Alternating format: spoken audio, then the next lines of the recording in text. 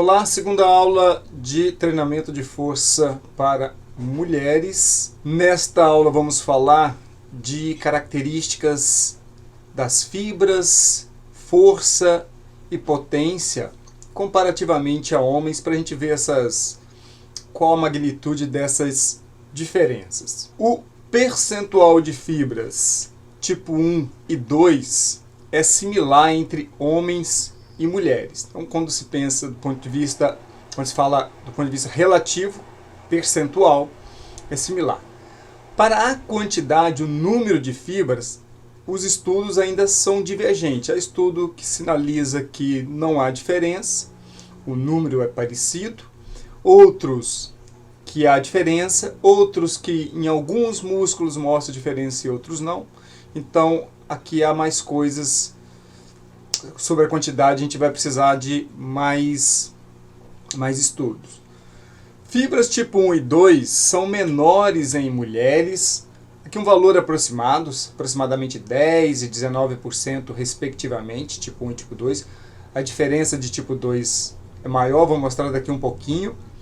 Quem me acompanha no Instagram, eu publiquei recentemente essa mesma figura lá. É sempre importante, do ponto de vista científico, fazer comparações com amostras similares. Então, quando se compara, por exemplo, fisiculturistas de ambos os sexos, ainda assim, as fibras tipo 1 e 2 de mulheres continuam com um tamanho menor. Então, foi essa figura que eu apresentei lá no Instagram, para quem me segue, mostrando este fenômeno aqui. Repare, aqui eu tenho fibras tipo 1, 2A e 2X, para homens aqui, e para mulheres aqui embaixo. Repare que para homens, as fibras do tipo 2, principalmente a 2A, é a maior, na sequência vem a 2X, e por último, as fibras do tipo 1. Mulheres, todas as fibras são menores, como a gente percebe. Mas, diferente dos homens, as fibras maiores, e quando eu estou falando de maior aqui, não é no comprimento, mas na área transversa, área transversal, num corte transverso. Então, mulheres têm fibras tipo 1 com área maior do que tipo 2, ainda que seja menor, todas elas são menores do que as de homens, mas essa é uma característica intrigante. Homens têm fibras tipo 2 maiores, enquanto que mulheres fibras tipo 1 maiores, seguida pela 2A e 2X, embora o tamanho parecido. Uma questão que é habitual é, esse tamanho seria por causa de mulheres estarem menos engajadas com o treinamento físico, da prevalência do sedentarismo ser maior em mulheres? Essa é uma pergunta que se faz, mas aparentemente a resposta não seria por isso, porque quando se compara grupos, amostras similares, por exemplo, fisiculturistas com fisiculturistas, levantadores de peso com levantador de peso, de ambos os sexos, essa diferença ainda continua. Então, independente, é um fenômeno biológico. E isso tem repercussão em termos de desempenho físico. Daqui um pouquinho a gente chega lá, e também nas próximas aulas. Então veja aqui, ó. Para quem está pegando essa aula pela primeira vez, isso aqui está neste livro, então boa parte das coisas que eu estou colocando aqui eu peguei nesse livro, que é o livro do Steven Fleck, do Eli Craeme, a última edição. E lá tem um capítulo específico para treinamento de força para mulheres. E aí tem um pedacinho lá que eles falam assim, ó, por exemplo, a área média da área de seção transversa de fibras musculares do tipo 1 em fisiculturistas do sexo feminino é 64% daquela do sexo masculino, enquanto que a área transversa das fibras tipo 2 é 46% comparativamente ao sexo masculino. Então, mesmo competidores, gente extremamente motivada e que treina muito, essa diferença ainda continua. É uma referência antiga, um problema que nós temos em relação a isso, e o livro em particular, apesar da edição ser agora mais recente, mas um punhado de coisas não conseguiram atualizar. A gente sempre imagina que é porque não tem produção de conhecimento suficiente.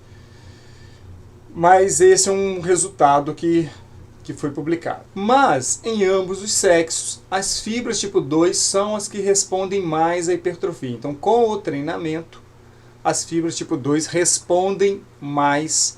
Deixa eu só voltar rapidamente aqui, ó. Tem estudo agora recente, de 2020, se eu não me engano, 2019, 2020, por aí, mostrando que, na verdade, nós temos um tipo de fibra, a fibra tipo 1, que tem tamanhos diferentes. Então, foi caracterizado isso. Então, depende um pouco também de como está sendo o método científico para mensurar, classificar e mensurar essas fibras. Eu falo isso numa aula de treinamento de força em outra playlist. Veja, por exemplo, este é um outro livro que eu cito muito nas minhas aulas e cursos.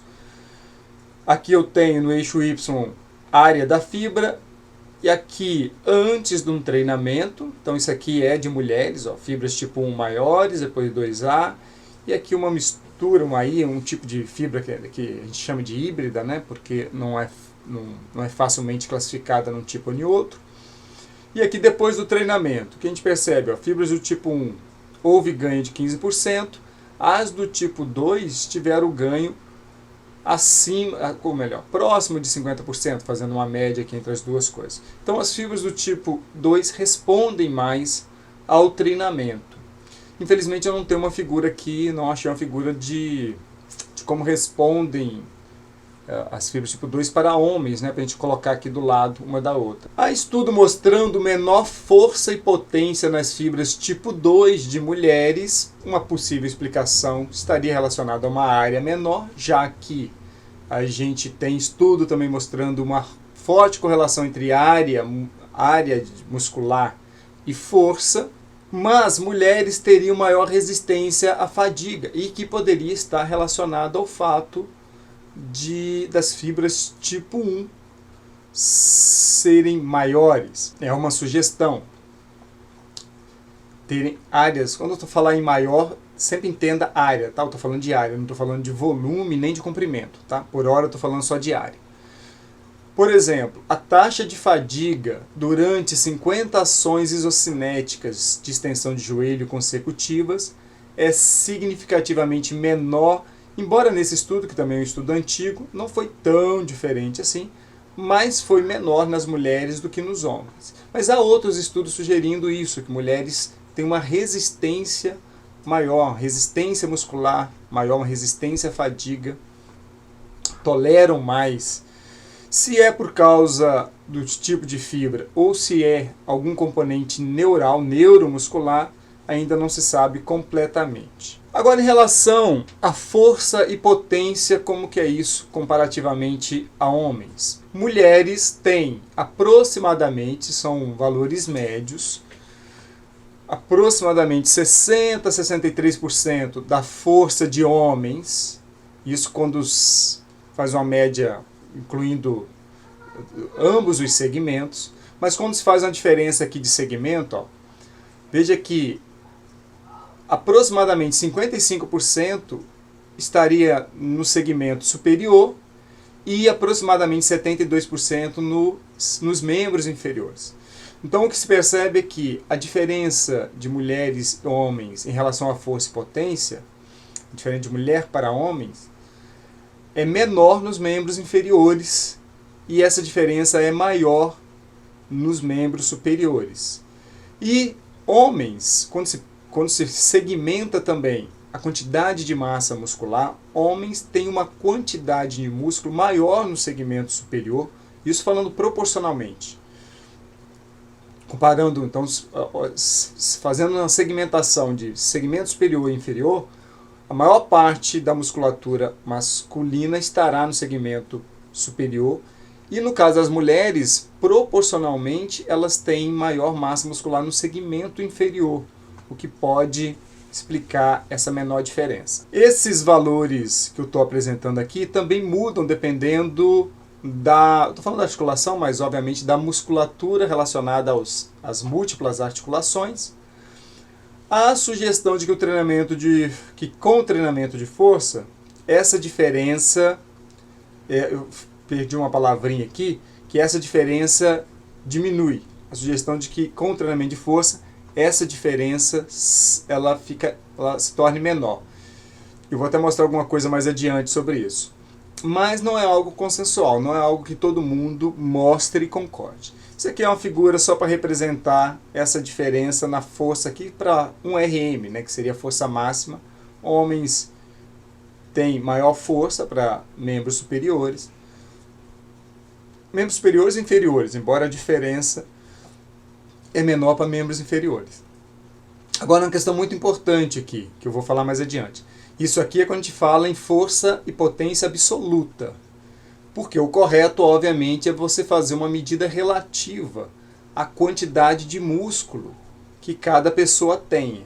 Isso é o que faz mais sentido. Tanto é que, se você pensar lá em levantamento de peso olímpico, você divide por categorias. Porque homens com, por exemplo, a categoria masculina, homens com mais de 100 e tantos quilos estão numa categoria e homens de 50 e poucos quilos em outra categoria, porque obviamente os homens com 100 e tantos quilos vão ter muito mais massa muscular e vão ter mais força absoluta. Força relativa é maior nas pessoas mais leves, mas isso é para outro momento. Quando se faz, aí começa, quando se faz ajustes pelo peso corporal, que não é o melhor tipo de ajustes, mas pelo menos é o mais fácil, pela massa magra, aí já melhora, o tipo de ajuste já é mais interessante, e o melhor ajuste seria pela área muscular transversa.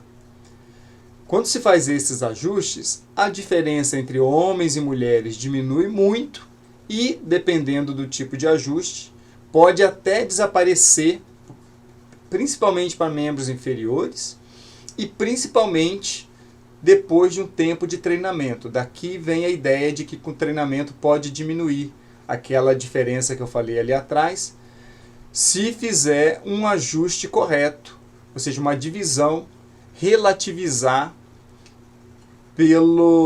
da forma mais correta, que seria a área muscular. É comum fazer essa divisão pelo peso corporal pela facilidade, né? Mas não é o ideal. Essa figura, melhor, essa tabela, eu sei que ela ficou pequenininha, mas infelizmente era a melhor forma de eu apresentar para vocês. E ela é bem interessante. Embora ela venha de dados de um único estudo, então sempre tem que ter alguma prudência, mas está lá no livro do Steven Fleck e do Craeme. E é o seguinte, eu tenho aqui, deste lado, mulheres destreinadas, e a gente vai ter aqui valores percentuais em relação a homens. O quanto que uma dada força feminina representa da força masculina. E aqui embaixo tem para mulheres treinadas. Qual é essa diferença? Então, o que esse estudo mostrou? Que para o torque absoluto, ou seja, para um tipo de força absoluta, não relativizando por nada, percebe-se que as mulheres destreinadas, aqui para os flexores cotovelo, tiver na casa de 52% da força masculina, mais mulheres treinadas, veja que a diferença diminuiu. Por isso lá atrás eu falei que há sugestões de que com treinamento a diferença diminui. Isso aqui para valor absoluto. Para flexores do joelho, como era esperado, como o segmento inferior a diferença é menor, então veja que foi na casa de 73% e quando se treina foi para 79%. Agora vem uma divisão pela massa corporal, pelo peso. Quando faz essa divisão pelo peso, veja que a diferença já mudou. Era de 52 foi para 68, era de 73 já ficou praticamente igual a de homens, 97. E quando se treina, neste caso aqui, já ficou para membros inferiores, já ficou igual, mesmo sendo uma divisão que nem é a melhor, não é a mais interessante. Agora, um tipo de força, o torque dividido pela massa livre de gordura.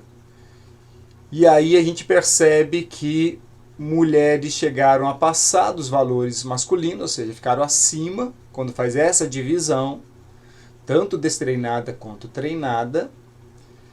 E quando se fez a divisão pela área de seção transversa, que seria a mais interessante, a coisa praticamente se iguala. Ó. Então ficou valores muito parecidos. Ó, aqui em cima, né? Destreinados e treinados. Claro, é um estudo, ciência, é sempre importante registrar que ciência se faz do acúmulo de conhecimento vindo de diferentes grupos de pesquisa, de preferência grupos de pesquisa que são independentes.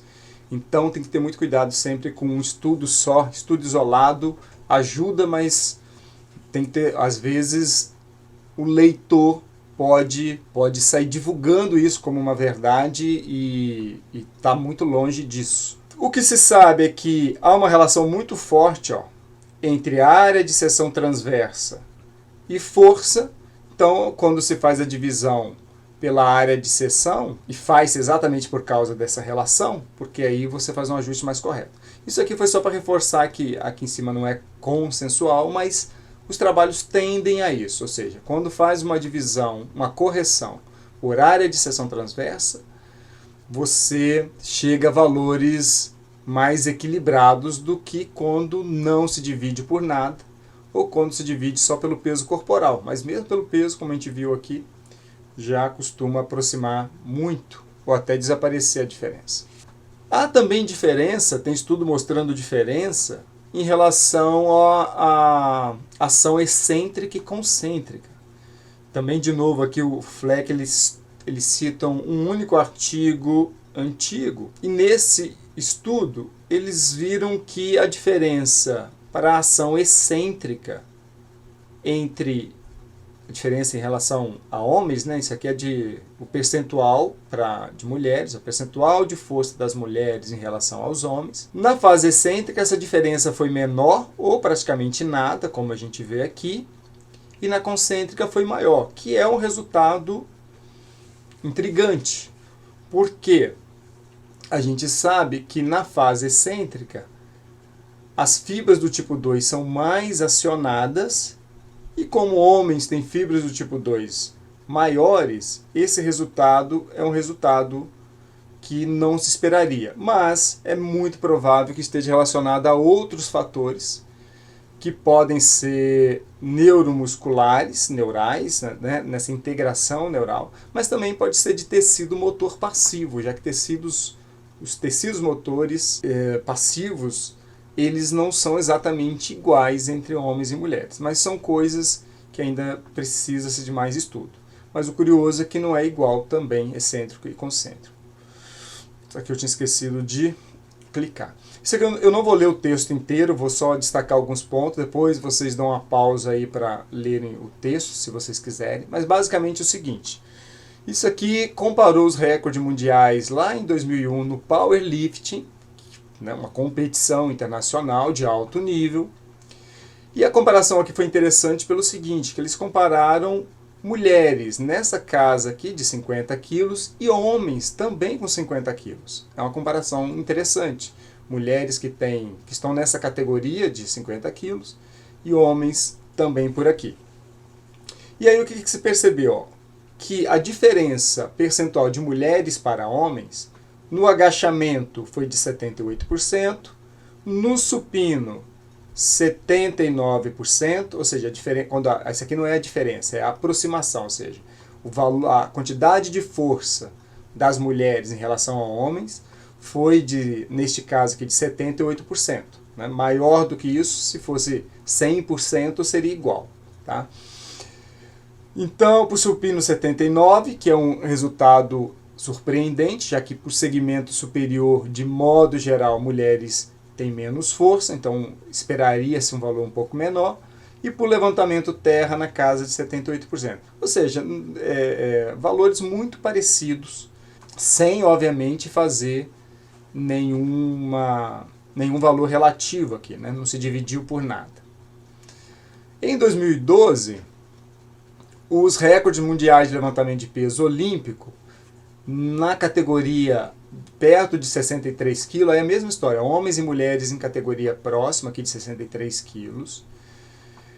E no levantamento de peso olímpico tem o arremesso, que envolve o clean e o jerk, e o snatch. Então, são duas categorias, né? São dois movimentos do levantamento de peso olímpico. O arremesso são duas fases, né? O clean e o jerk. Bom, mas aqui embaixo, depois também vocês dão uma pausa e dão uma lida em tudo, aqui embaixo eles apresentaram o resultado para a gente só do arremesso, né? Do clean e o jerk, e essa diferença foi na casa de 79% e 76%.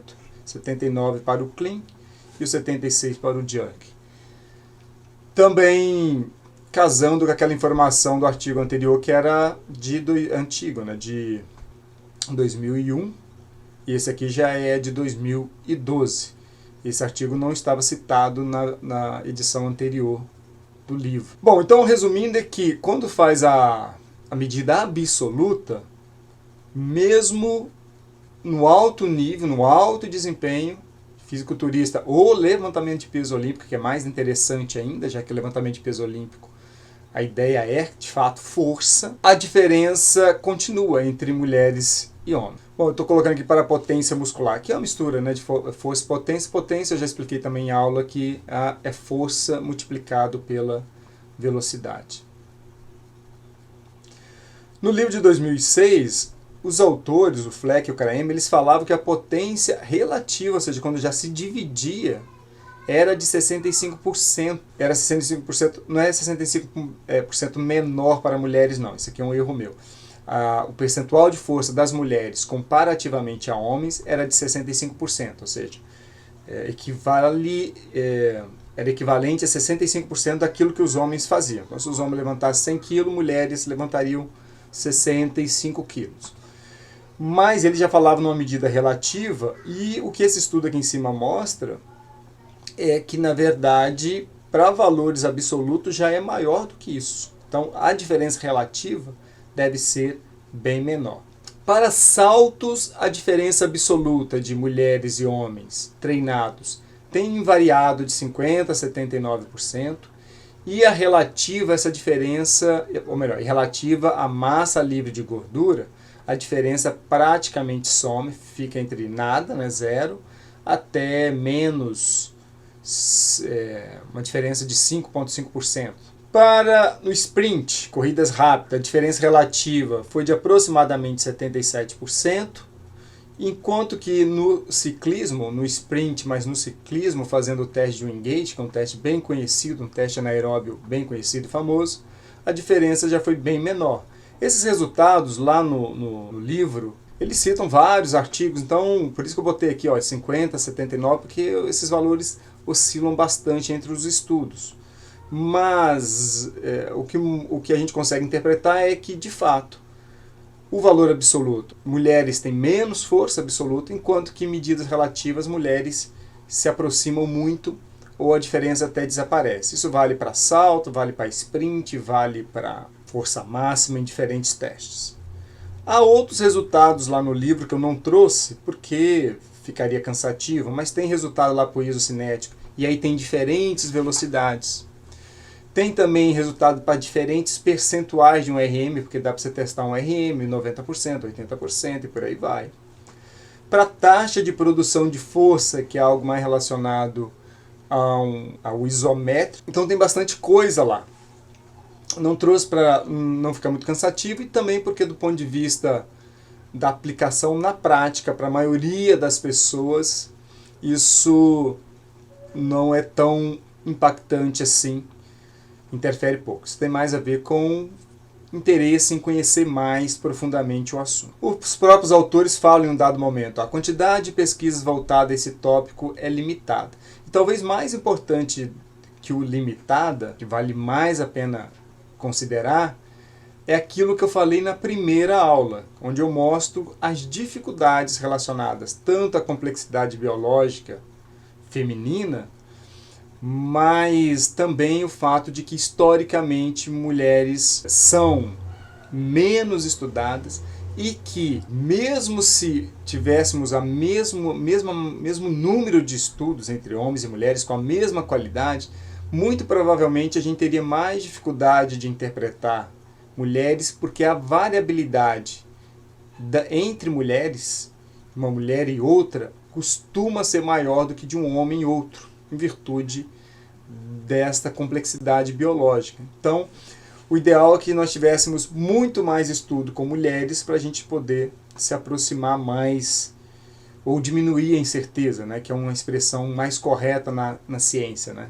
Ciência, a gente costuma falar que os estudos são no sentido de diminuir incertezas, porque verdade mesmo não é uma característica fixa da ciência. Se busca a verdade, mas ela é sempre provisória. E o que explicaria essas coisas que eu falei aí atrás, essas diferenças? Bom, especulações tem um monte. Pode ser tamanho de fibras, fatores neurais, dessa integração neuromuscular. Pode até ser, quando eu falo neural, pode ser desde lá de cima, né? Cortical, subcortical. Pode ser fatores mecânicos, já que tendão, ligamentos, tecido motor passivo, de modo geral, não é exatamente igual. Comprimento celular, tem estudo mostrando que o comprimento celular também não é igual entre homens e mulheres. Também de fascículos costuma ser diferente, ângulo de penação costuma ser diferente. Claro que isso varia de músculo para músculo, mas os estudos mostram que essas coisas não são iguais entre homens e mulheres. Então, as explicações pode ser um pouco de cada coisa, mas aí realmente só com muito mais estudos para se chegar, para você poder bater o martelo. E vai bastante tempo ainda. Então é isso. Na próxima aula eu vou falar dos efeitos do treinamento de força que são similares, os efeitos do treinamento de força para mulheres que são similares a homens, ou que são melhores comparativamente a homens, ou piores, ou que são exclusivos a respostas biológicas, fisiológicas, bioquímicas, mas obviamente eu vou me atentar mais às questões fisiológicas, que são exclusivas de mulheres. Por exemplo, efeito treinamento de força no ciclo menstrual, né? Então isso é exclusivo de mulheres. Portanto, isso vai ficar para a próxima aula. Deixo sempre aqui o nosso livro gratuito que está lá no meu site, é só entrar lá e fazer download. O blog sempre com postagens muito legais. Um Instagram para quem quiser me acompanhar lá, que lá também eu coloco coisas adicionais. As últimas postagens do blog foram essas. Ficou cortado aqui, mas qual é a melhor alimentação para ganhar massa muscular? Fez bastante sucesso.